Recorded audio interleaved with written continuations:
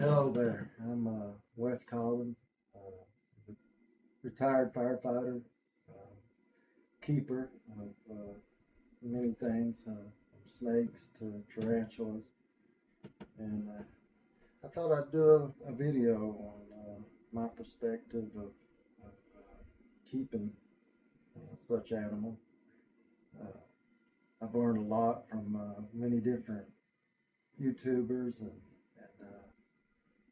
I really enjoy watching the content. I thought, well, I kind of give my perspective on how I care for my animals and or my family. I like to call them my family because they're not pets to me. They're my best friends, so to speak. And I really enjoy their company, and for the most part, they seem to enjoy mine. But I'd like to before I get started, give out some shout outs to some people that I really enjoy watching, and I think you would enjoy watching them as well. And that's Shira with snake therapy. Man, she really dives deep into how these animals can help people with autism, and especially in children. She got some really great stories she shares. You need to check her out. And I have PTSD from being a firefighter, and OCD, and probably a list of other illnesses or mental issues. And I can tell you, my snakes and reptiles do calm and just make me feel better about myself. Like I kind of sometimes think of myself as being a snake. It's kind of, people don't understand me, and just like they don't understand a snake or a lizard.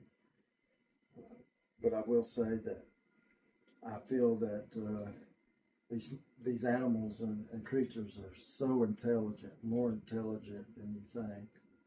And another person I'll shout out, just to maybe you go watch and see how intelligent they are, is Lori Torini. She does a lot of target training, shift training, behavior studies on snakes, and man, it's amazing. If you ain't checked her out, her channel, you need to check her out as well. And I'll also mention Bob Bledsoe. I really enjoy watching his channel just because of he really gives his snakes enrichment, and man, he's a blessing, and makes it fun to watch and to learn about these great, beautiful creatures and intelligent creatures. And he kind of showcases that,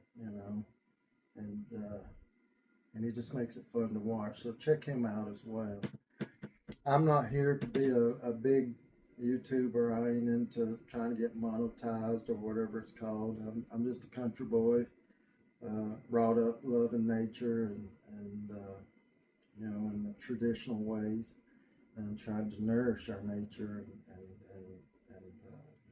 trying to do good and educate people about all creatures and our nature. We need to respect it. I was brought up when I was young. I was hunting. We hunted for our food. And I was brought up to respect that animal. That we prayed over it and we used it. And I feel like that we should pay respect to it. It's just like my feeders. I feed frozen thawed, but if I did feed live, I would give respect to an animal that's having to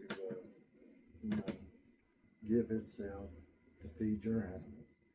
So I just want to kind of throw it in there. But what I plan on doing with my channel is it'd be uncut. I'm not no big production guy. I don't want to do all this cutting and putting music, and I also ain't going to use clickbait. I think that's one thing that I have issues with. I think it's puts a negative light on reptiles, and I know a lot of people say, "Oh, we use it to draw people in to teach them." I don't believe so. You can get mad at me all you want. I don't care. It's just a way for them to get monetized and make more money from people clicking on their. I don't think you need it, for one. If a person's interested in a reptile or a snake, they're going to look for good care advice, and don't get me wrong, I think we should talk about, because you can be bitten, or, during a defensive or a food motivated, snake, and it needs to be, explained how, does it hurt? What do you do if the snake is in food mode and bites and wraps, and, and we'll discuss things like that in future videos. My biggest thing I wanted to do was not so much reviews, but, it costs a lot of money to keep up with, a reptile. You have thermostats, lighting, and that's going to bring up another people kind of negative about is using lighting. Most people like to keep in rack systems, which I'm not totally against. I think breeders almost have to sustain the profitability and also, to keep the baby snakes healthy and mating, as far as breeding. They need to keep an eye on the snakes. So, I'm not totally against breeders, so don't think that's the message that I'm saying. I think there's a place for it. But as far as a keeper or a hobbyist or a pet owner, I think you should give your snake the best, and the best that you can give them. As far as enrichment, a lot of people say they don't need UVB, but I mean, it's not that expensive. Why not give them that option? There should be options. Everybody thinks that these,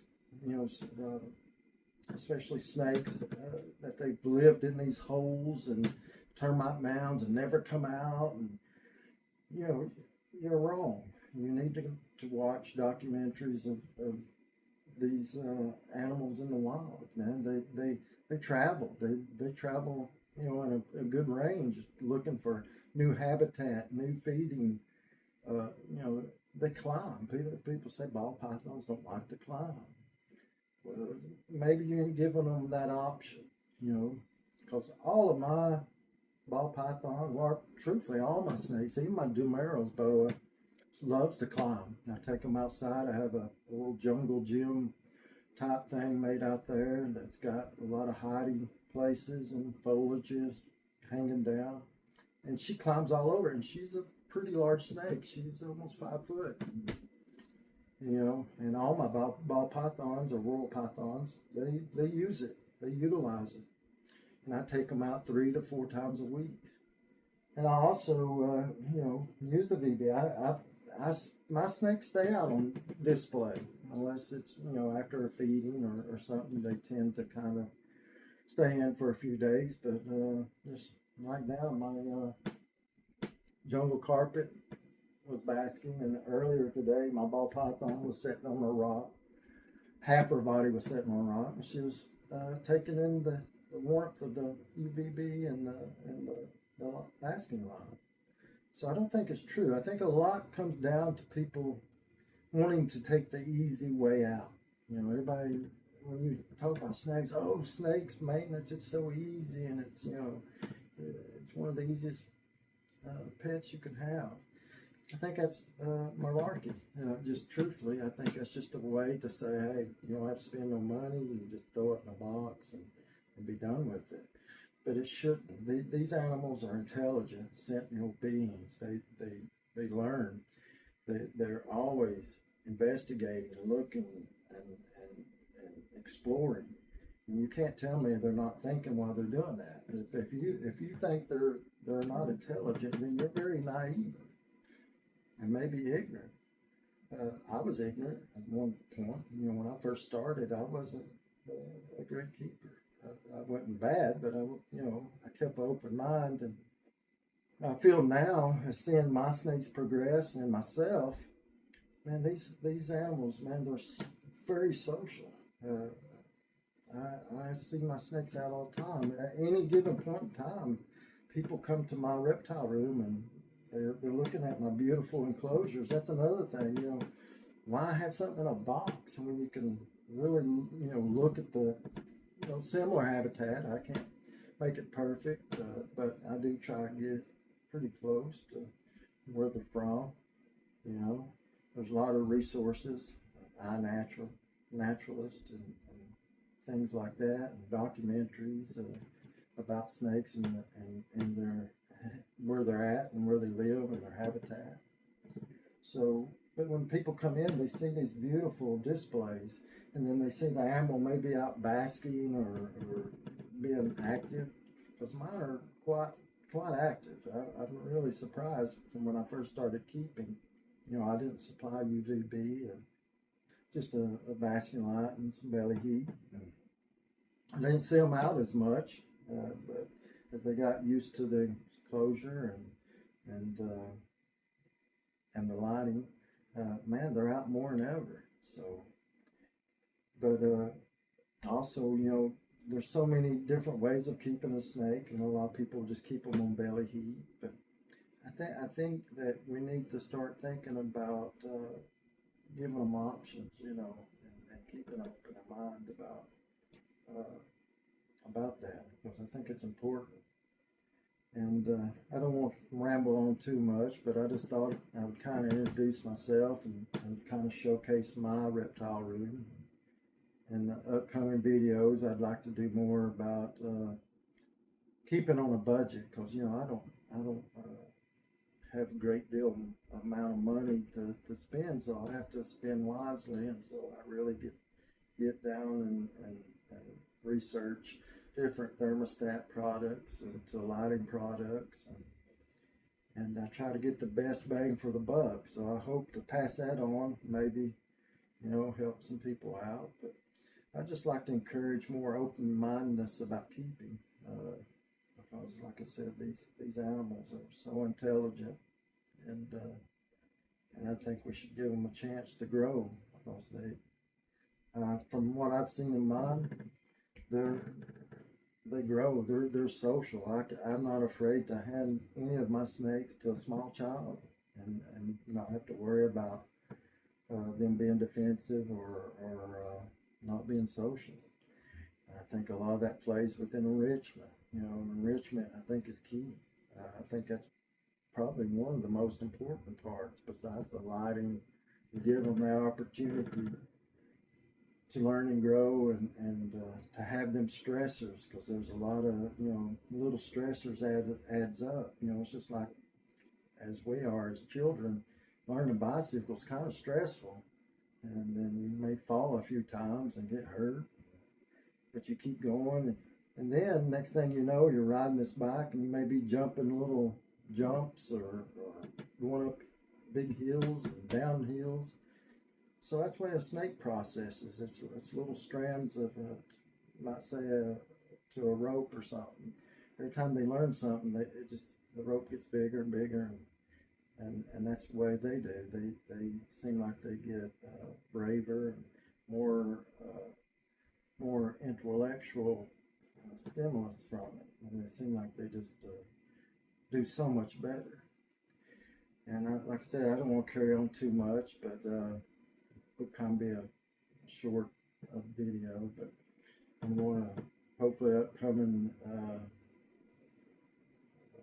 videos, I'm going to let some of my stepsons speak about why they like keeping snakes, and let it be a perspective from a kid's view, not only my view, and ask them, questions of why they do what they do, and why they take care of their animals.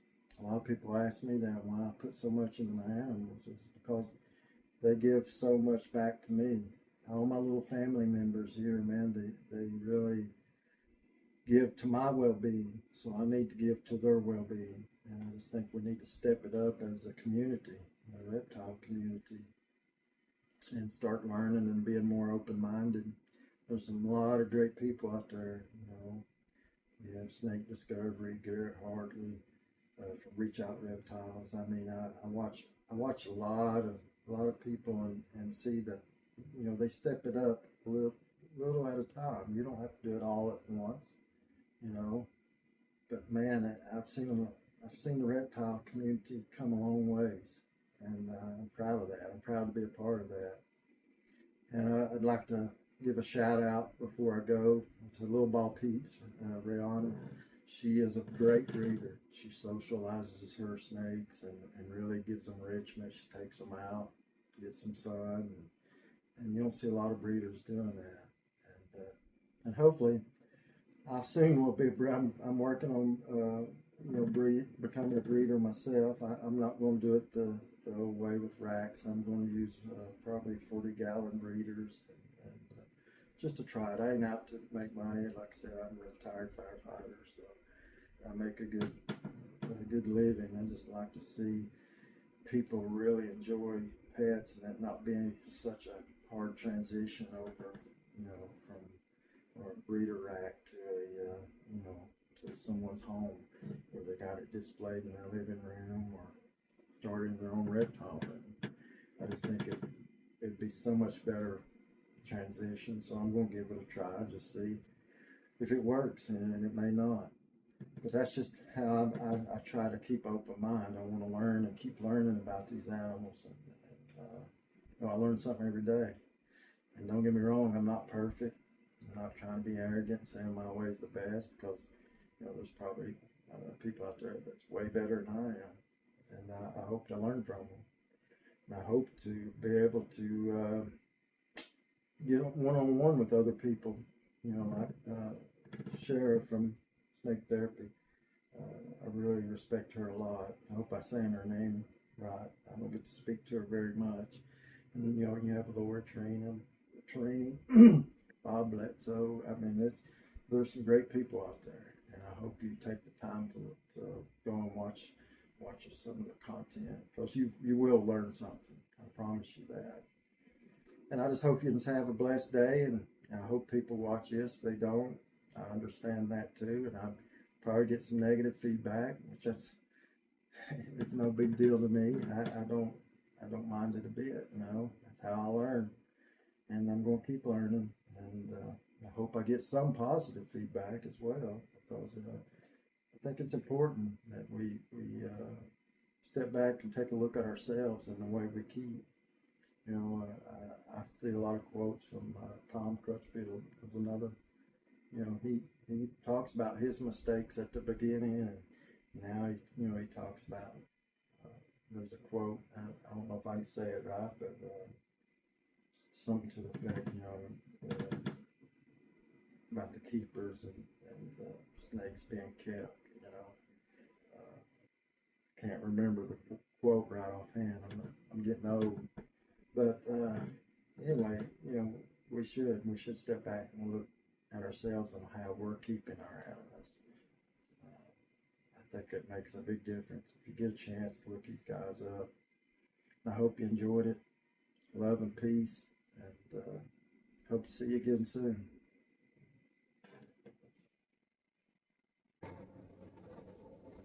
Okay, here's the first part of my reptile room, or the first room as you enter. Up here we have a blood python enclosure.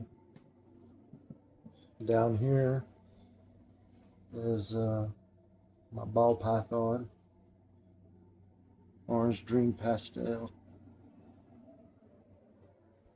Over here we have my jungle carpet python, which you can see he's basking under the light right here. And down here we have my Dumeral's boa. She's actually under that little nest she's made, and she basks quite a bit, probably more than most. Over here at the top we have another blood python that will be starting a breeding project soon. And down here we have a desert ghost ball python. That is my stepson's. Over here we have a first aid kit, my little bite kit, extra lighting, just odds and ends, and a little refrigerator to keep the gecko food. And that is the second part of my reptile room. Over here we have a corn snake. Usually he's out basking on his hammock, but he was fed yesterday, so probably won't see him for a couple days. And a lot of times he stays in his sky hide. Down here is my other stepson's ball python. It's a Mojave. They do very well. My stepsons, I have two. They do very well with keeping the enclosure spot cleaned and checked, and the humidity and whatnot. Over here we have some enrichment, a little tree, a cat tree, and it's in the corner. They get over and climb and hide. We'll walk in here. I have to excuse the noise. I don't have a mic. I need to invest into a microphone where you can hear better. Down here we have hog nose enclosures. Up here my tarantulas, we have sun tiger, bird eater, the big enclosure. At the top we have our baby and juvenile tarantulas. Over here we have green bottle blue. He's out and about today. All this bottom row, or second from bottom row, is bird eater tarantulas. There's a little baby that's fixing to go into a bigger enclosure. Just kind of give you a quick overview. At the top we have pink toes, morning geckos, baby morning geckos, and another pink toe. Over here we have crested geckos, Chihuahua gecko, Batman frog, which is my stepson's, and then I have red-eyed tree frogs. Then at the bottom we have the hog noses enclosures. They're 4x2x2.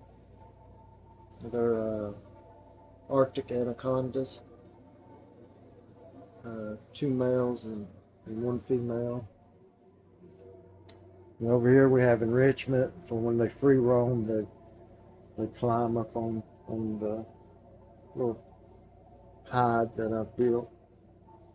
Then over here we have shelves and stuff. You have to really supervise them pretty good when they free roam. But they like to knock off stuff. They're little bulldozers. And that's pretty much it. That's our setup as far as... and we have another room that's added on that we quarantine our snakes in. And also I'll be keeping the breeding projects, and 40-gallon enclosures. But that's it, and I hope you enjoyed and get something out of it. Thank you.